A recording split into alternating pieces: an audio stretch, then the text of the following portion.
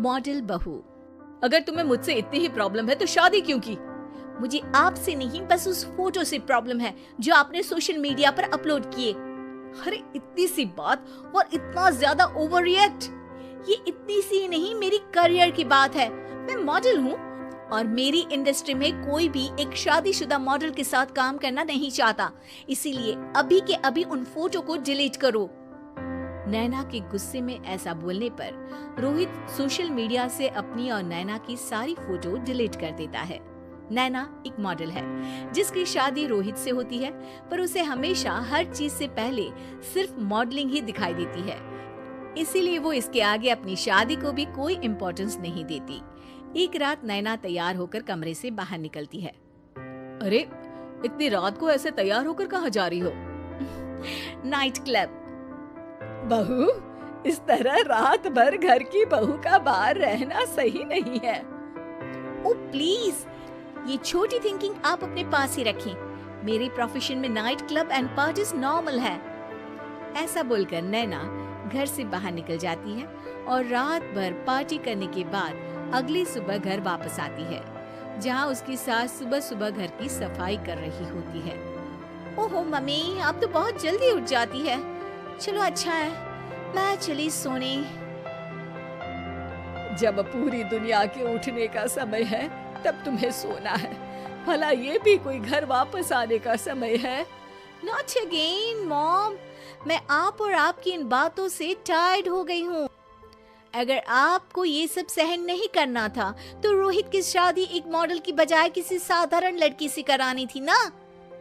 सास को ये सब बोलकर नैना सोने चली जाती है, जिसके बाद वो सीधा शाम को कमरे से बाहर निकलती है तो देखती है कि उसकी सास और रोहित बैठे बैठे खाना खा रहे हैं। नैना भी उन्हीं के साथ डाइनिंग टेबल पर जाकर बैठ जाती है, जहां सारा तेल वाला खाना देखकर वो गुस्से में भड़क जाती है। ये सब क्या है मॉम? आपको पता है ना कि मैं एक मॉडल हूँ और मुझे अपना फिगर मेंटेन करने के लिए हेल्दी फूड ही खाना होता है, नॉट लाइक यू। फिर भी आपने सारे खाने में तेल ही तेल भर दिया। बस नैना, बिल्कुल चुप। पहले तो तुम घर में एक सुई तक नहीं हिलाती और मम्मी जो पूरा समय अकेले काम करती रहती है उन पर चिल्ला रही हो। इतनी दिक्कत है तो खुद ही खाना क्यों नहीं बना लेती? पर बनाओगी कैसे? तुम्हें तो मॉडलिंग, पार्टी और सेल्फी के अलावा और कुछ आता ही नहीं ना। मेरे भैया भाभी ने मुझे आज तक किसी काम के लिए नहीं बोला। मैंने जब जो मांगा वो मिला और इन्हें देखो, खाने के नाम पर कितनी बातें सुना दी। बस बहुत हुआ, मुझे अब यहाँ नहीं रहना। नैना गुस्से में तुनकते हुए बैग पैक करके घर छोड़कर अपने भैया के घर पहुंच जाती है, जहां उसकी भाभी खुशी से नैना का स्वागत करती है। अरे क्या बात है नैना, ना कोई खबर ना रोहित साथ में, अचानक कैसे आना हुआ? मैं तो उस घर को हमेशा के लिए छोड़ आई, दोबारा कभी वहां वापस नहीं जाऊंगी। ऐसा बोलकर नैना घर में आकर मजे में सोफे पर बैठ जाती है, जिसके बाद अब वो पूरे ठाठ बाट से अपने मायके में रहने लगती है, जहां उसकी भाभी सारा काम करती और नैना अपने मॉडलिंग प्रोजेक्ट करते हुए बस मौज में बैठकर खाती। नैना, आखिर बताओ तो सही कि तुम्हारे ससुराल में ऐसा क्या हुआ जो तुम्हें घर छोड़ना पड़ा?